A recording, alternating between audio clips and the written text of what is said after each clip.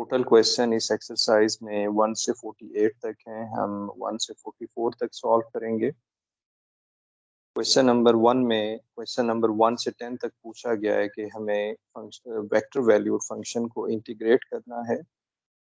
जब आप vector valued function को इंटीग्रेट करते हैं तो आपको इंडिविजुअल कंपोनेंट को हमें इंटीग्रेट करना होगा। तो आपके सामने ये है। हमने पहले टी क्यूब को इंटीग्रेट करना है, फिर 7 को इंटीग्रेट करना है, फिर t+1 को इंडिविजुअली इंटीग्रेट करना है। तो यहाँ पर हमने टी क्यूब को इंटीग्रेट करने के लिए इंटीग्रेशन अलग कर दिया, फिर 7 को इंटीग्रेट किया, फिर t+1 को हमने इंटीग्रल में लिख दिया है और फिर नेक्स्ट स्टेप में हमने इंटीग्रेशन का फार्मूला अप्लाई करना है। t4/4 हमें मिल जाएगा, 7t हमें मिल जाएगा और t+1 होल स्क्वायर ये हमें मिल जाएगा। इसके बाद आप याद रखिए जो i यूनिट वेक्टर है और j यूनिट वेक्टर और k यूनिट वेक्टर हैं, ये सब कांस्टेंट्स होते हैं। तो जब आप अपर लिमिट अप्लाई करेंगे, आपको यहाँ पर लिमिट नज़र आ रही होगी 0 to 1, 0 to 1 और ये 0 to 1 हमारे पास लिमिट जब अप्लाई करेंगे तो हमें आंसर मिल जाएगा 1/4 i unit vector 7j + 2k unit vector और ये हमारे पास आंसर आ जाएगा। इसी तरह के क्वेश्चंस हैं क्वेश्चन 10 तक। क्वेश्चन नंबर 6 हम सॉल्व कर लेते हैं। क्वेश्चन नंबर 6 में कहा गया है कि हमें 0 to 1 इंटीग्रेट करना है ये इस फंक्शन को और सेकंड फंक्शन को, यानी i कंपोनेंट को और k कंपोनेंट। ये इम्पोर्टेंट नहीं होता कि हमारे पास i और j आ रहे हो, हमारे पास i और k का कॉम्बिनेशन भी वेक्टर में आ रहा होता है। इसका मतलब ये होगा कि ये जो वेक्टर वैल्यूड फंक्शन है ये हमारे पास एक्स जेड प्लेन में जो कर्व बन रहा होगा वो एक्स जेड प्लेन में बन रहा होगा।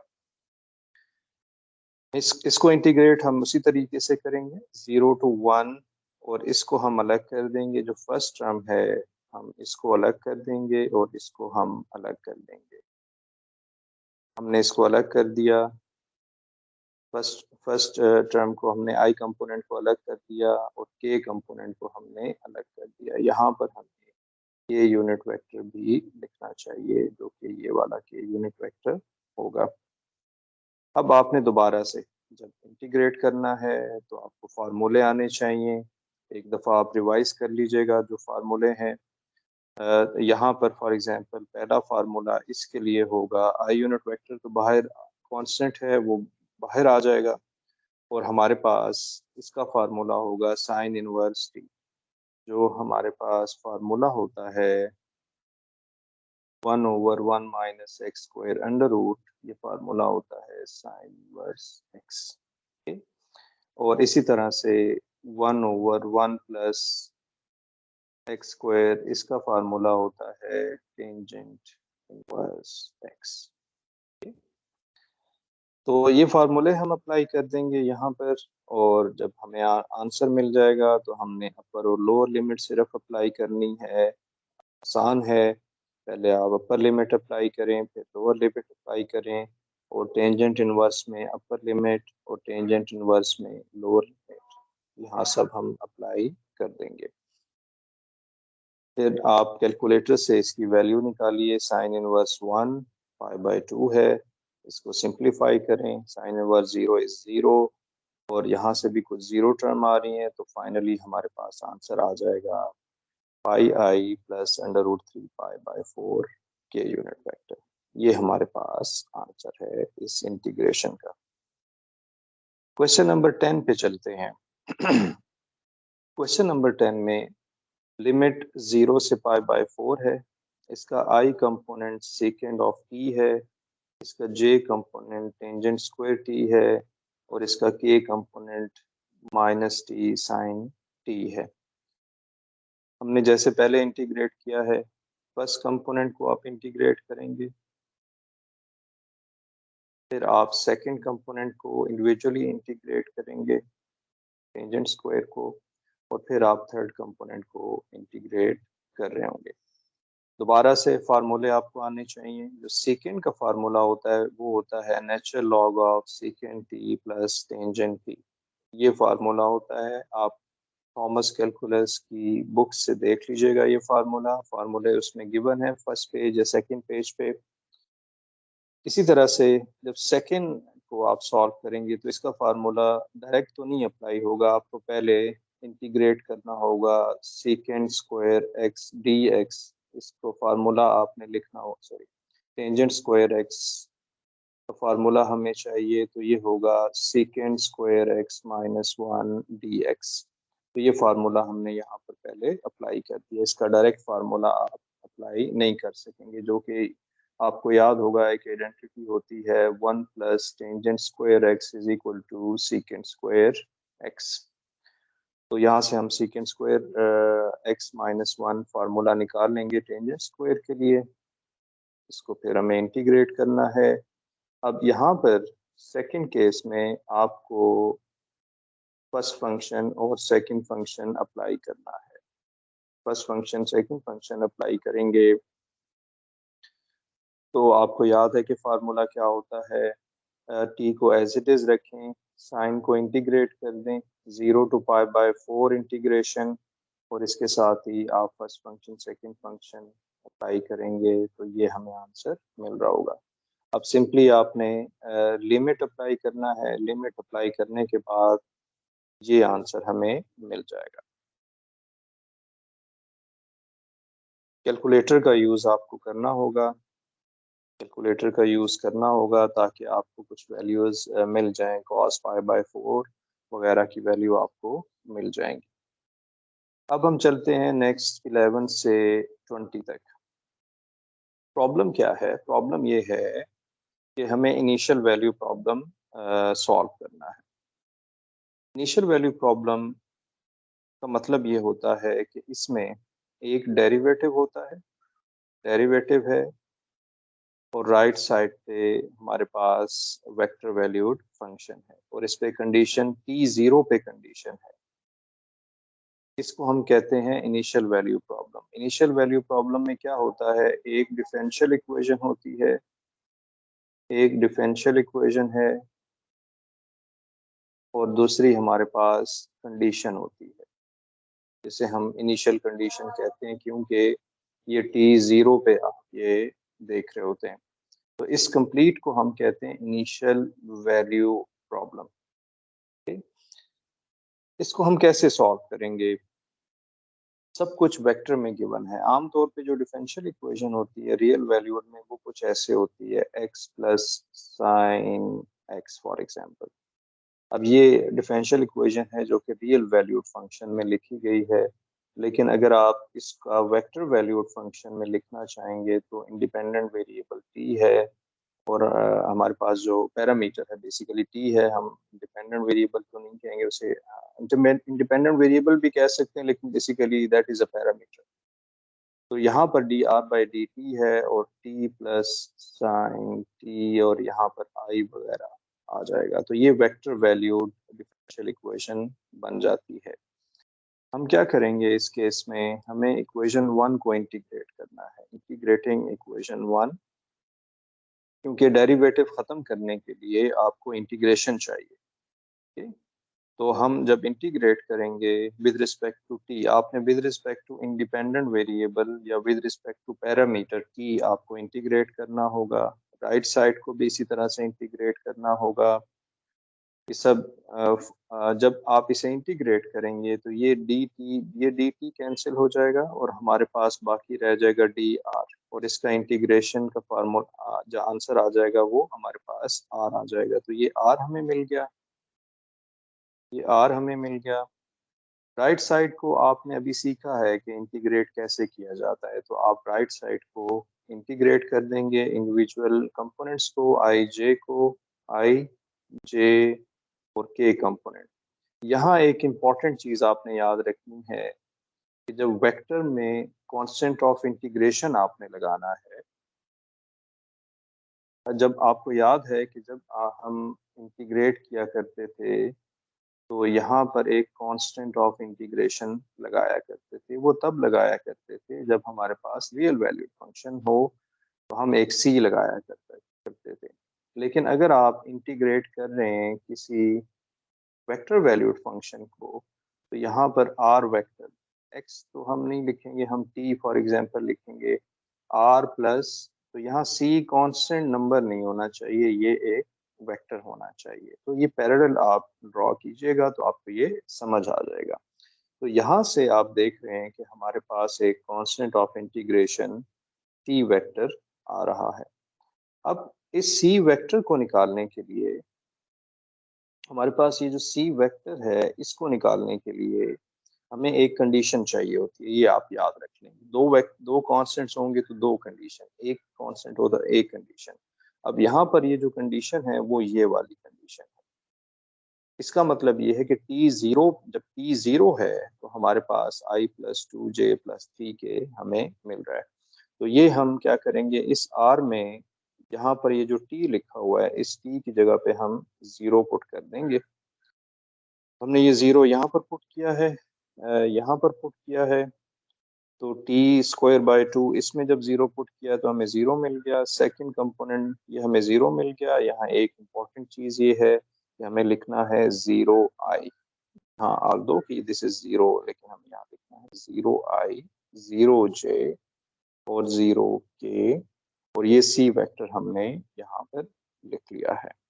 और यहाँ से हमें पता है कि ये आर जीरो किसके इक्वल है, आर जीरो इक्वल है आई प्लस टू जे प्लस थ्री के, यानी कि सी की वैल्यू इसके इक्वल हो जाएगी, क्योंकि ये सब टर्म क्या है, ये सब जीरो वेक्टर हमें मिल रहा है। तो सी की वैल्यू हमें मिल गई है, इसको आप पुट कर देंगे इक्वेशन नंबर 3 में। जब इसको आप पुट कर देंगे तो हमें ये आंसर मिल जाएगा। हमने यहाँ सिंपली ये किया है कि जो आई कंपोनेंट है, सी में एक आई कंपोनेंट ये है, ये जे कंपोनेंट है, ये के कंपोनेंट है, जो आई कंपोनेंट है उसको आई में ऐड कर दिया, जो जे कंपोनेंट है उसको हमने जे में ऐड कर दिया, और जो के कंपोनेंट है उसे हमने के में ऐड कर दिया। तो ये एक अलजबरा है, सिंप्लीफिकेशन है, ये हमने करके ये आंसर हमें मिल जाता है। एक और इसी तरह का क्वेश्चन है, आप देखेंगे क्वेश्चन नंबर 14। क्वेश्चन नंबर 14 में हमें कहा गया है कि एक डिफरेंशियल इक्वेशन है। ये डिफरेंशियल इक्वेशन वो होती है जिसमें डेरिवेटिव आ रहा होता है। तो राइट साइड पे फंक्शन है, वेक्टर वैल्यूड फंक्शन है, और एक कंडीशन इसलिए दी जाती है ताकि आप कांस्टेंट की वैल्यू निकाल सकें। ये हमें गिवन है, ये हमें गिवन है। हम कैसे आर निकाल सकेंगे, आर हम तब निकाल सकेंगे जब हम इक्वेशन 1 को इंटीग्रेट करें।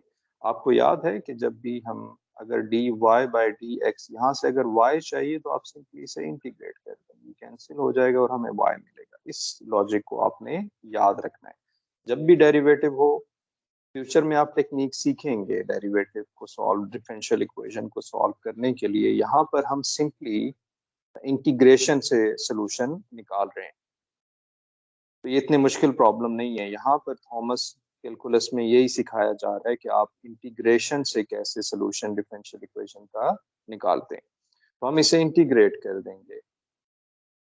हम राइट साइड को भी इसी तरह तमाम का इंटीग्रेशन आप ले लेंगे। फिर हम जैसे हमने सीखा है, आई कंपोनेंट अलग से सॉल्व होगा, जे अलग से, और के हमारे पास अलग से।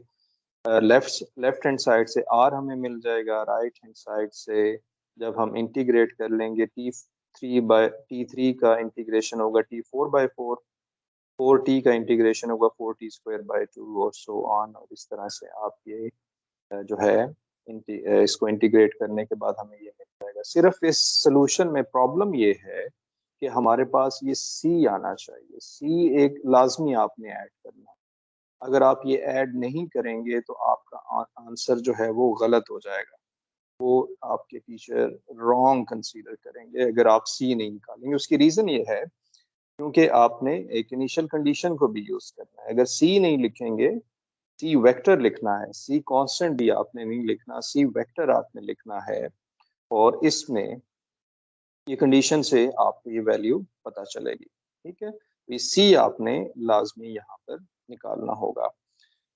इसके साथ ही इसको आप क्या कर रहे हैं कि हम अब इनिशियल कंडीशन यूज करेंगे। इसको सिंपली हमने दोबारा से लिख लिया है, इक्वेशन नंबर 2 कह दिया है।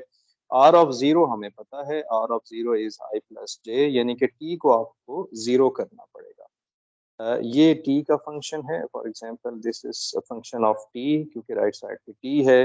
जब टी को आप जीरो करेंगे, यहाँ पर जीरो करेंगे तो ये जीरो आ जाएगा, यहाँ जीरो करेंगे तो यहाँ जीरो हमें मिल रहा होगा। इसी तरह से ये भी जीरो है, ये भी जीरो है, और C vector are of zero की वैल्यू हमें पता है कि वो आई प्लस जे है। ये आई प्लस जे हमने यहाँ पर रख दी है। तो ये हमारे पास सिंप्लीफिकेशन के बाद इस तरह से ये आंसर आ जाएगा। तो सी वेक्टर हमारे पास होगा आई प्लस जे। इसको आप कहाँ पुट करेंगे? इसको आप पुट कर देंगे इक्वेशन नंबर 2 में। इक्वेशन नंबर 2 में आप पुट कर देंगे तो यहाँ से हमें, और फिर कुछ सिंप्लीफिकेशन आप कर लीजिएगा।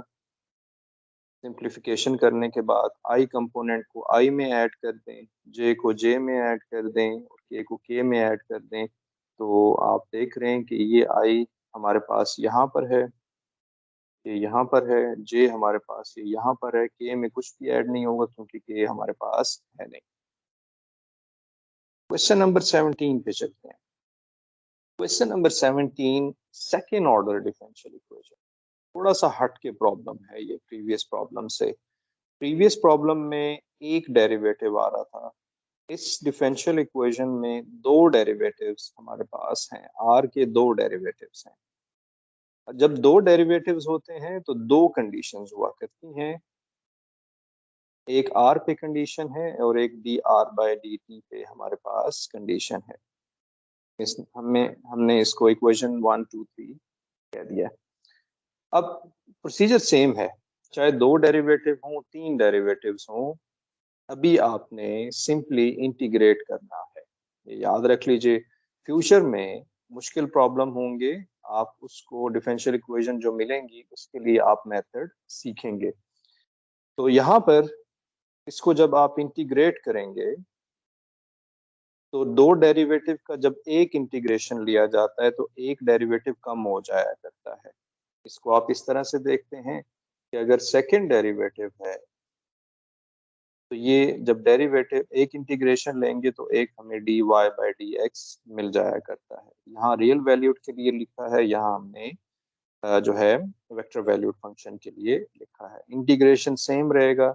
फिर कांस्टेंट ऑफ इंटीग्रेशन, अब दो इन कांस्टेंट ऑफ इंटीग्रेशन आपके पास आ रहे होंगे, हमें एक को नाम मुख्तलिफ देना होगा, ये आपकी चॉइस है। आप चाहे तो K1 कह दें, हम इसको C1 कह रहे हैं और C1 वेक्टर है। अब भी हमें R नहीं मिला है, अभी हमें D R by d T यहाँ पर मिला है। हम इसको दोबारा से इंटीग्रेट करेंगे इक्वेशन 4 को। जब इसको इंटीग्रेट कर देंगे तो लेफ्ट हैंड साइड से हमें, जब इसको इंटीग्रेट किया तो मैंने डायरेक्टली R लिख दिया। फिर जब आप इसको इंटीग्रेट करेंगे तो हमें -32t² बाई 2 मिल गया। इसको जब आप इंटीग्रेट करेंगे तो C1t, क्योंकि जब आप इसे इंटीग्रेट करते हैं C1 वेक्टर dt, तो C1 is a constant vector, तो C1t हमें मिल जाएगा, जो कि हमने यहाँ पर लिख लिया है। और इसी तरह से जब आपने दोबारा इंटीग्रेट किया तो ये याद रखना है, constant of integration second time आपने लगाना है। तो ये हमारे पास सलूशन आया है, लेकिन ये कंप्लीट सलूशन नहीं है। कंप्लीट सलूशन इसलिए नहीं है क्योंकि यहाँ पर हमें C1 भी निकालना है। C1 is a constant, C2 is a constant. ये दो वैल्यूज हमें कहाँ से मिलेगी? ये हमें मिलेंगी इनिशियल कंडीशन से। एक ये वाली कंडीशन है, यहाँ से हमें एक वैल्यू मिलेगी, यहाँ से हमें दूसरी वैल्यू मिल रही होगी। आप चाहे तो एक ही मरतबा आर निकाल लें, या तो बाज़ औक़ात ऐसा होता है कि आप जैसे D R by d T निकाला है तो आप टी की वैल्यू यहाँ पुट करके, टी की वैल्यू 0 पुट करके C1 यहीं पे निकाल सकते हैं। दोनों ऑप्शंस हैं। ठीक? ये एक तरीका नहीं है, आपको याद नहीं रखना। तो आर ऑफ टी हमने क्या किया, यहाँ पर एक ही दफ़ा निकाल लिया है। अब हम टी की वैल्यू, हमें दो कंडीशन गिवन थी, एक D R by d T और दूसरी आर पे वैल्यू। तो D R by d T पहले आप देखेंगे, हमने जो है dr/dt ये है, जब t को 0 रखा तो t 0 हो जाएगा, c1 वेक्टर, और dr/dt किसके इक्वल है, 8i + 8j के इक्वल हमारे पास है, तो ये आ जाएगा 8i + 8j। तो c1 हमने निकाल लिया। इसी तरह से c2 निकालने के, और c1 की वैल्यू फिर आपने यहाँ पर पुट कर दी, c1 की वैल्यू आप यहाँ पर पुट कर देंगे। अब C2 आपने निकालना है, क्योंकि C2 अब हमारे पास एक ही ऑप्शन है, R की वैल्यू t0 पे देख लीजिए, यहाँ से R की वैल्यू आप t0 पे देख लें, t को जब 0 रखेंगे तो ये 0 आ जाएगा, और C2 100 के यूनिट वेक्टर हमें मिल जाएगा, क्योंकि कंडीशन हमारे पास क्या है, कंडीशन हमारे पास आप देख रहे हैं कि ये 100 के यूनिट वेक्टर हमारे पास है, और यहाँ से ये C1 और C2 की वैल्यू आप पुट कर देंगे तो हमें ये सोल्यूशन मिल जाएगा। ओके, तो आई होप कि आपको ये समझ आ गया, इस तरह से आपके पास ये सोल्यूशन हमें मिल जाएगा। क्वेश्चन नंबर 20 इसी किस्म का क्वेश्चन है, आप इसे खुद से सॉल्व कर सकते हैं, मैं आपके सामने सिर्फ सोल्यूशन रख देता हूँ। आप इसी तरह से पहले एक दफ़ा इंटीग्रेट करेंगे, फिर दूसरी दफ़ा इंटीग्रेट करेंगे, फिर आर निकाल लेंगे, C1 C2 आपने लाजमी निकालने हैं। अब थोड़ा सा आपको रिवाइज करना होगा इंटीग्रेशन, जो आपने प्रीवियस कोर्स में सिंगल वेरिएबल कैलकुलस में पढ़ा हुआ है, थॉमस कैलकुलस में। फिर आपने C1 और C2 निकालने हैं, तो ये हमारे पास इसका आंसर आ जाएगा। सोल्यूशन मैंने आपके सामने रख दिया है, आप इसे वीडियो पॉज करके ये सोल्यूशन देख लीजिए और इसको आप लिख लीजिएगा। नेक्स्ट हमारे पास है कुछ प्रॉब्लम है प्रोजेक्टाइल के। प्रोजेक्टाइल का मैं छोटा सा इंट्रोडक्शन यहाँ पर दे देता हूँ, आप थॉमस कैलकुलस में इसको देख सकते हैं। प्रोजेक्टाइल हमारे पास कुछ ऐसा कर्व होता है, ऐसा कर्व, यहाँ से कोई, अगर फॉर एग्जांपल कोई कोई बंदा है, कोई ह्यूमन है जो कि यहाँ से बॉल को थ्रो करेगा, जब वो थ्रो करेगा तो वो हमारे पास एक कर्व बनता है, उसे हम प्रोजेक्टाइल कहते हैं। इसी तरह से कोई यहाँ से फायर किया जाता है, कैनन से कुछ फायर किया जाता है, तो ये जो हमारे पास कर्व बनता है इसको हम प्रोजेक्टाइल कहते हैं। इस प्रोजेक्टाइल की इनिशियल एक स्पीड होती है v0 वेक्टर, और इसके दो कंपोनेंट होते हैं, एक हमारे पास होता है v0 वेक्टर, अगर ये अल्फा किसी एंगल से है तो v0 साइन अल्फा, और ये हमारे पास होगा v0 कॉस अल्फा। इसका हमारे पास कुछ फार्मूले भी हैं। एक फार्मूला ये है कि x is equal to v0 cos alpha t, और y is equal to v0 sine alpha t minus half G T square, यानी कि इस फार्मूले से आप ये पूरा कर्व निकाल सकते हैं। ठीक है, और आपको याद होगा कि r को हम कुछ ऐसे लिख रहे होते हैं, xi प्लस वाई जे, x हमारे पास ये कंपोनेंट है और y हमारे पास ये कंपोनेंट है, और ये पैरामीट्रिक इक्वेशन है, ये पैरामीट्रिक इक्वेशन कहलाती है। ये फार्मूला आप एक दफ़ा बुक्स ओपन करके देख लीजिएगा, वहाँ पर इसका डेरिवेशन किया हुआ है। फिर इसके अलावा कुछ रेंज के फार्मूले हैं, रेंज हमारे पास है, रेंज का फार्मूला ये हम देखेंगे, रेंज का फार्मूला होता है v0 square over G sine 2 alpha.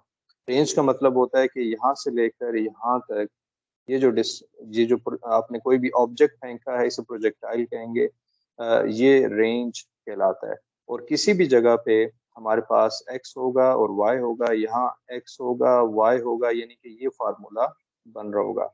x और y की वैल्यू पुट करेंगे तो हमें एक प्रोजेक्टाइल मिल रहा होता है।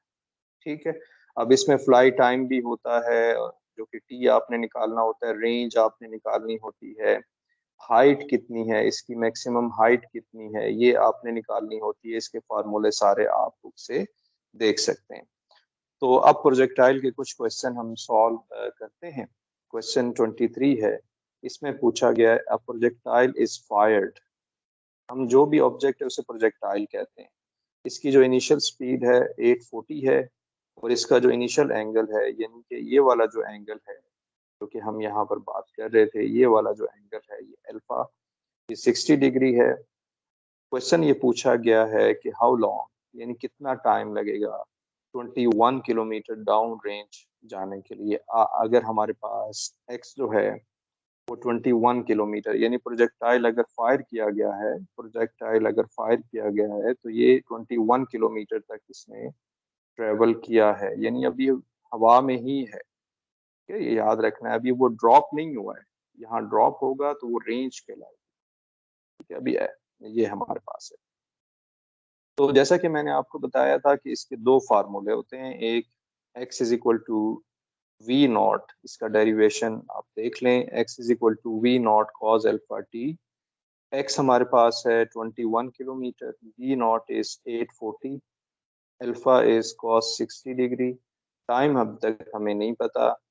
अब हमारे पास माइल्स पर आवर में, सॉरी मीटर पर सेकंड में, मीटर पर सेकंड में हमें क्वेश्चन गिवन है, हम इसको कन्वर्ट कर देंगे। I am sorry, this is metre per second. हमें जो 21 किलोमीटर है इसको हमें मीटर में लेकर जाना है, या तो आप इसको किलोमीटर पर आवर में ले जाइए या फिर आप 21 किलोमीटर को मीटर में ले जाइए। तो हमारी चॉइस ये है कि हम 21 किलोमीटर को मीटर में ले जाते हैं क्योंकि ये ज़्यादा आसान है। तो हम इसे 21,000 लिखेंगे और यहाँ से सिंप्लीफाई करने के बाद हमें टी की वैल्यू मिल जाएगी जो कि है 50 सेकेंड। यानी कि जब प्रोजेक्टाइल फायर हुआ है, प्रोजेक्टाइल यहाँ से जब फायर हुआ है तो ये यहाँ पर अगर किसी 21 किलोमीटर तक आया है, 21 किलोमीटर तक आया है, तो ये इसको 50 सेकेंड लगे हैं 21 किलोमीटर तक जाने के लिए। अब आप सोच रहे होंगे हमने एक्स का फार्मूला क्यों यूज किया, वाई का क्यों नहीं हमने यूज किया। आप दोनों फार्मूले यूज कर सकते हैं। आप चाहे तो एक्स यूज करें चाहे वाई यूज करें, लेकिन वाई के केस में आपको वर्टिकल वाई गिवन होना चाहिए। यहाँ पर इसने डाउन रेंज कहा था तो 21 किलोमीटर हमने एक्स के लिए लिया है, तो हम ये वाला फार्मूला यूज करेंगे। इस फार्मूले को आपको याद रखना होगा। नेक्स्ट क्वेश्चन है कि और ये टेक्निकल सा क्वेश्चन है, show that doubling show that show that doubling A projectiles initial speed at a given launch angle multiplies its range by 4। Question ये है कि अगर आप प्रोजेक्टाइल की जो इनिशियल स्पीड होती है वो v नॉट होती है, जैसा कि हमने यहाँ पर देखा है। आप किसी ऑब्जेक्ट को थ्रो करते हैं तो जो इनिशियल स्पीड है वो हमारे पास v नॉट है। कहता है कि अगर आप v नॉट को डबल कर दें, फॉर एग्जांपल इनिशियली अगर 60 मीटर पर सेकंड है तो आप इसे 120 मीटर पर सेकंड कर दें। जब आप इसको डबल करेंगे तो जो लॉन्च एंगल है वो मल्टीप्लाई हो रहा होगा इस रेंज बाय 4। तो इसका फार्मूला, इसको हम देखते हैं कैसे सॉल्व करेंगे। आपको यहाँ पर रेंज का फार्मूला चाहिए कि यहाँ बात किसकी हो रही है, हमारे पास रेंज की बात हो रही है। रेंज बाय 4 यानी 4 टाइम्स रेंज हो जाएगा हमारे पास।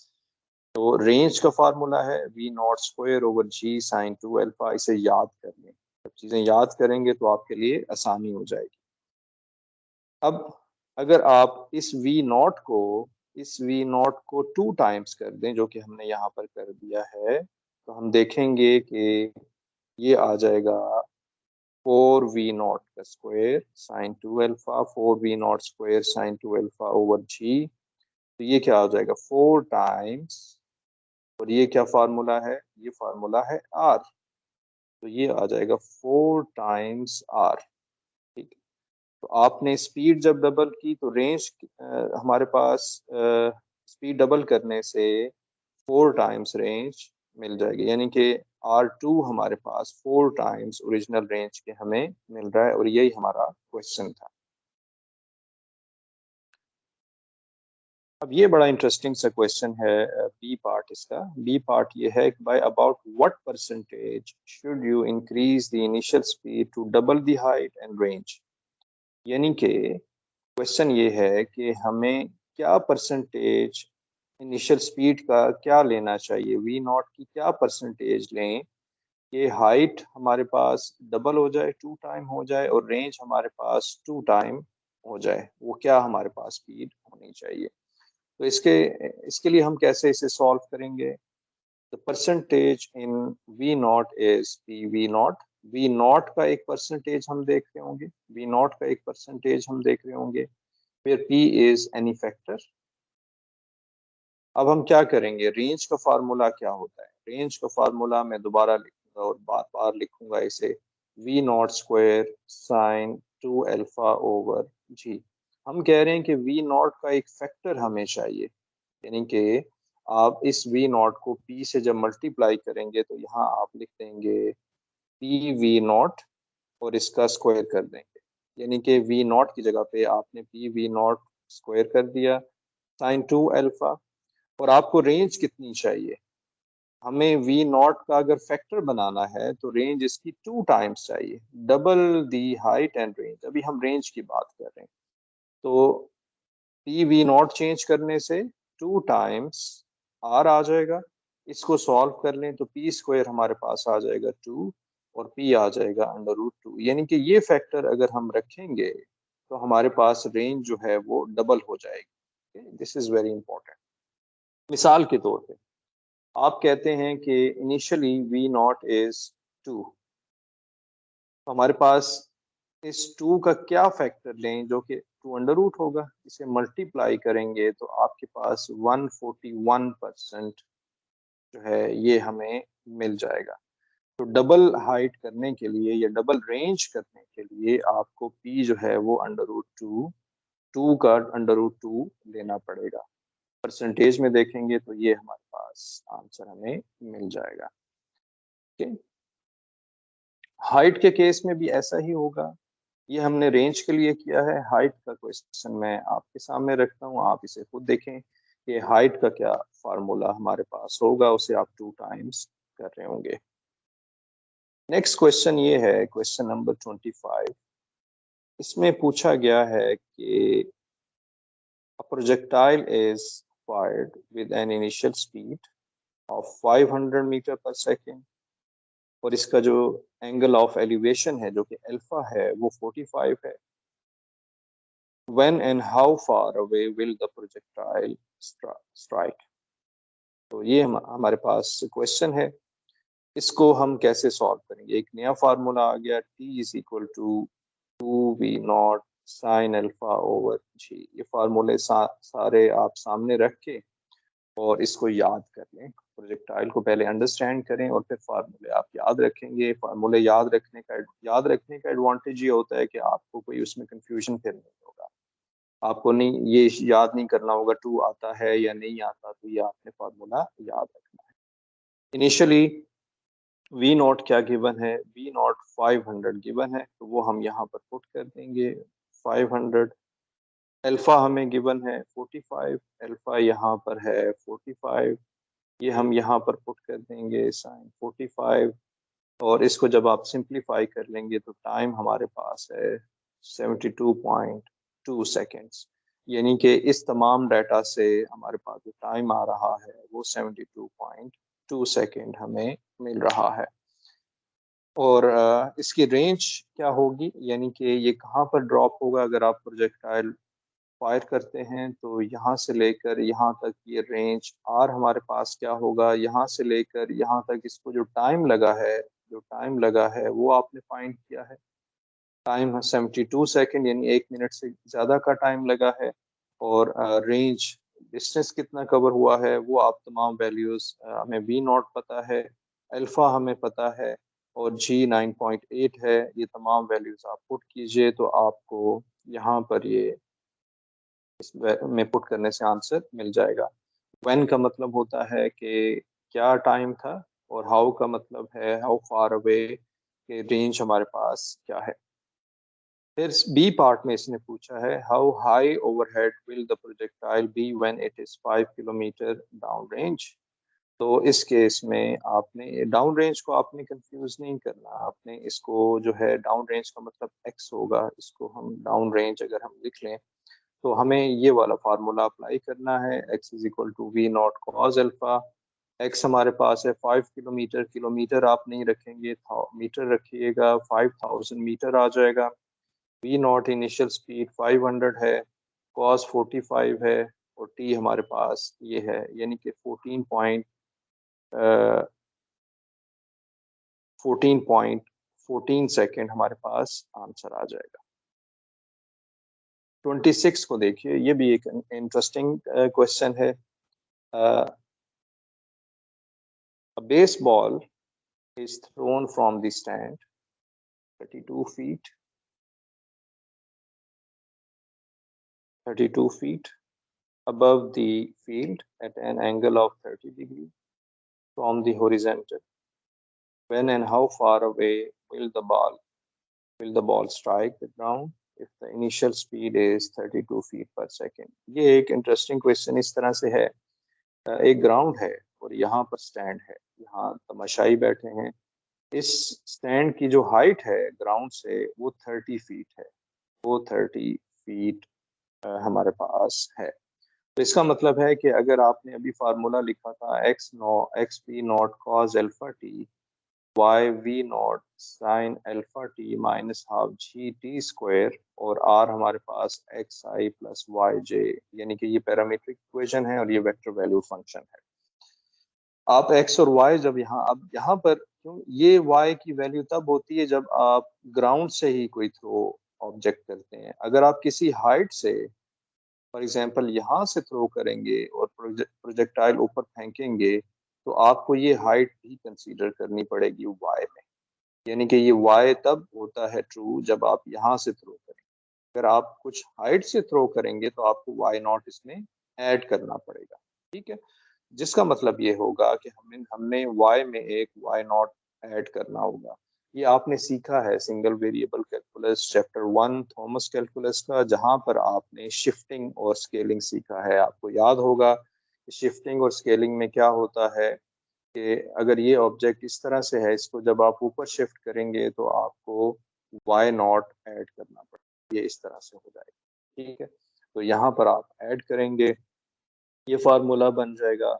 वाई नॉट हमें 32 गिवन है, इनिशियल स्पीड गिवन है, एंगल गिवन है, टाइम हमने निकालना है और वाई जो है ये हमें इस तरह से मिल जाएगा।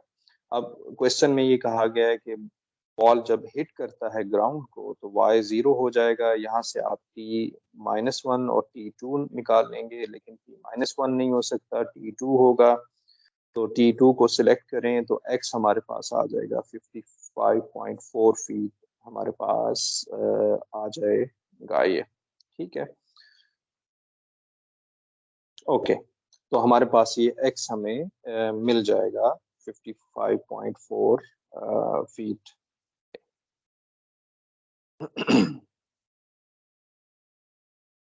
ओके, क्वेश्चन नंबर 27 में spring gun eight ground level पूछा गया है कि spring gun eight ground level Fyers a golf ball at an angle of 45. The ball lands 10 meters away. What was the ball's initial speed? For the same initial speed, find the two firing angles that make the range 6 meter. इसमें हमारे पास एक are का formula हम apply करेंगे। यहाँ पर put कर दीजिए तमाम वैल्यूज, हमें वी नॉट इनिशियल स्पीड मिल जाएगी यहाँ से 9.9 मीटर पर सेकेंड। रेंज और डाउन रेंज जो कि एक्स और वाई उसमें फ़र्क होता है। अब यहाँ पर आप सोच रहे होंगे एक्स क्यों नहीं अप्लाई किया, क्योंकि यहाँ पर उसने ये कहा हुआ है कि बॉल लैंड कर चुका है। जब बॉल लैंड कर चुका होगा तो फिर हमें रेंज का फार्मूला अप्लाई करना होगा। इसी तरह से जब आप इसको बी पार्ट को देखेंगे तो बी पार्ट में क्या है, for the same initial speed same है, यानी कि यहाँ से 9.9 हम यहाँ पुट करेंगे और फायरिंग एंगल्स हमने निकालने, दो फायरिंग एंगल्स हमने निकालने, यानी अल्फा हमने दो निकालने कि किस दो एंगल से फेंका जाए प्रोजेक्टाइल को वो 6 किलोमीटर रेंज हमें बना रहा हो। तो 6 किलोमीटर यहाँ आर में पुट कर देंगे, 9.9 हमें यहाँ से मिल गया। अल्फा हमें चाहिए, जी की वैल्यू पुट कर दें, यहाँ से साइन 2 अल्फा को वैल्यू आप निकाल लें और यहाँ से 2 अल्फा निकाल लें। अब क्वेश्चन ये है कि दो फायरिंग एंगल्स चाहिए, यानी कि वो पूछ रहा है कि अगर प्रोजेक्टाइल को यहाँ से फेंकें और दूसरा एंगल भी बताएं, यानी दो एंगल से, एक अल्फा ये होगा दूसरा अल्फा ये होगा, ये हमने बताना है। तो एक तो हमें पता चल जाएगा, आप कैलकुलेटर से साइन इनवर्स 0.5999 ये वैल्यू निकालेंगे तो वो एक आंसर आपको ये मिल रहा होगा। लेकिन क्वेश्चन ये है कि सेकंड कैसे निकालें। सेकंड के लिए आप देखें, जो अल्फा है मैक्सिमम आप इस एंगल से थ्रो कर सकते हैं, ठीक है। लेकिन क्योंकि ये 2 अल्फा के लिए होता है, हमारे पास अल्फा के लिए होता है। जब 2 अल्फा होगा तो हमारे पास ये पूरा 180 डिग्री तक ले सकते हैं, ठीक है। अल्फा होगा तो 0 से 90 मैक्सिमम आप कर सकते हैं। कोई भी आपने प्रोजेक्टाइल थ्रो करना है तो आप यहाँ से थ्रो कर सकते हैं, यहाँ से, और मैक्सिमम आप 90 तक लेकर जाते हैं। लेकिन जब 2 अल्फा होगा तो ये रेंज हमारे जो अल्फा है ये 2 अल्फा 180 तक हो जाएगा। तो पहला आंसर 36.87 है। दूसरा आप निकालने के लिए 180 को माइनस कर देंगे 36.87 से, और फिर 2 से जब डिवाइड करेंगे तो आप देख रहे हैं एक एंगल आ रहा है 18.4 और दूसरा आ रहा है 71.6। ये जीरो अल्फा जो है ये 0 से 90 होगा, 0 से 9। 2 अल्फा जो होता है ये 2 अल्फा 0 से 180 होता है, इसलिए हमने यहाँ पर 180 से इसको सब्ट्रैक्ट किया है। क्वेश्चन नंबर 28 पे आ जाइए। क्वेश्चन नंबर 28 में कहा गया है कि an electron in a TV tube is beamed horizontally at a speed हमें गिवन है। डाटा पे आप नजर रखिएगा। The face of the tube is 4 centimetre away. About how far will the electron drop before it hits. तो initial speed हमें given है we naught, हमें एक्स गिवन है 40 सेंटीमीटर जो कि मीटर में 0.4 मीटर बन जाएगा। X is equal to V naught cos alpha. Range की बात नहीं हो रही यहाँ पर, हमारे पास बिफोर इट हिट्स की बात हो रही है। अगर बिफोर इट हिट्स होता है ना, आप देखिए, अब शायद इसमें कुछ कंफ्यूजन आ रहा हो कि जब हिट कर जाता है तो फिर रेंज, अगर हिट नहीं करेगा तो फिर एक्स वाई रहेगा। वो एक्स वाई अगर रहेगा तो फिर आपने एक्स का फार्मूला अप्लाई, यहाँ पर भी एक्स, यहाँ अगर चाहिए टाइम क्या है, एक्स क्या है, या जो भी एंगल क्या है, वो सारा आप निकाल सकते हैं एक्स यूज की, यहाँ पर एक्स वाई। लेकिन जब वो हिट कर जाएगा तो फिर रेंज, तो यहाँ पर आप ये फार्मूला अप्लाई कर देंगे और टाइम हमारे पास ये आ जाएगा। अब उसी जगह पे अगर हम वाई को देखना चाहते हैं कि वो किस जगह पे था, एक्स तो हमें पता चल गया, टाइम ये था, वाई से हम निकाल सकते हैं। तो it drops at this place. तो ये हमारे पास y हमें नेगेटिव नहीं हो सकता, ये हमारे पास पॉजिटिव वैल्यू होगी। यहाँ से आके आप y का फार्मूला अप्लाई करें और तमाम आप यहाँ पर कर लीजिए। Question number 30। इस क्वेश्चन हम यहाँ पर 29 को आपके लिए मैं छोड़ रहा हूँ, आप इसे एक्सरसाइज में कर लीजिएगा। फाइंड द मजल speed of a gun whose maximum range is 24.5। अब रेंज का जिक्र आ गया है। अब रेंज का जिक्र आने के लिए आपको रेंज का फार्मूला अप्लाई करना होगा। मैक्सिमम रेंज कहाँ आती है? आमतौर पे जो मैक्सिमम रेंज है वो आपको मिलेगी जब अल्फा आपके पास होगा 45 डिग्री, ठीक है। अल्फा आपने देखना है, 2 अल्फा नहीं देखना। ये हमें पता है कि मैक्सिमम रेंज जब भी आपने कोई ऑब्जेक्ट थ्रो करना है 45 डिग्री पे फेंकेंगे वो सबसे ज्यादा जाएगा, सबसे ज्यादा उसका जो है वो रेंज हमें मिल रहा होगा। तो ये वैल्यू आर की वैल्यू आप पुट कर दीजिए यहाँ पर 24.5। वी नॉट में चाहिए साइन 2 अल्फा, क्योंकि अल्फा 45 है, अल्फा इज 45, तो 2 अल्फा क्या हो जाएगा 90 डिग्री, ये आपने यहाँ पर पुट कर देना है। जी की वैल्यू पुट करें और वी नॉट हमारे पास आ जाएगा 490 मीटर पर सेकेंड। इसके बाद ये क्वेश्चन है, ये मैं आपके सामने रख रहा हूँ, आप इसको खुद से सॉल्व करेंगे। 41 क्वेश्चन थोड़ा सा कॉम्प्लिकेटेड है। इसमें आपने कंपैरिजन कुछ करना है, डिफरेंशियल इक्वेशन की एडवांस टेक्निक यहाँ पर यूज हो रही है। इंटीग्रेटिंग फैक्टर आप देख रहे हैं, और पी और क्यू से कंपैरिजन करें और फिर मल्टीप्लाई कर दें, इसको मल्टीप्लाई कर दें और फिर इंटीग्रेट करें। इंटीग्रेट करने के बाद D R by d T मिलेगा क्योंकि सेकेंड डेरिवेटिव है। फिर इसके साथ ही कांस्टेंट ऑफ इंटीग्रेशन निकालें, फिर एक दफ़ा इंटीग्रेट करेंगे तो आपको ये आंसर मिल जाएगा। तो ये हमारे पास आर हमें मिल जाएगा। यही हमें चाहिए था, x और y हमें चाहिए था। अब कुछ और इंटरेस्टिंग क्वेश्चन हम सॉल्व करते हैं। आसान से क्वेश्चन है, रेंज और हमारे पास प्रोजेक्टाइल के क्वेश्चन खत्म हो गए 42 तक। अब 43 में पूछा गया है कि आपने ये इस्टेब्लिश करना है कि किसी आर वेक्टर को जब k से मल्टीप्लाई करते हैं, जब आप k से इसको मल्टीप्लाई करते हैं तो ये k जो है ये बाहर आ जाता है। आपने कैसे इसका प्रूफ करना होगा? आर ले लीजिए, आर ऐसे डिफाइन होता है। बाज़ औक़ात आप देख रहे होंगे कि मैं आर को कुछ देर के लिए ऐसे लिख रहा हूँ, वाई जे अगर 3 डायमेंशन में लिखें या कुछ देर के लिए हम इसको ऐसे लिखते हैं, दोनों ठीक है, ठीक है। जी ऑफ टी दोनों ठीक होते हैं ये, एच ऑफ टी, क्योंकि एक्स हमारे पास एफ ऑफ टी है, वाई हमारे पास जी ऑफ टी है और जेड हमारे पास एच ऑफ टी है।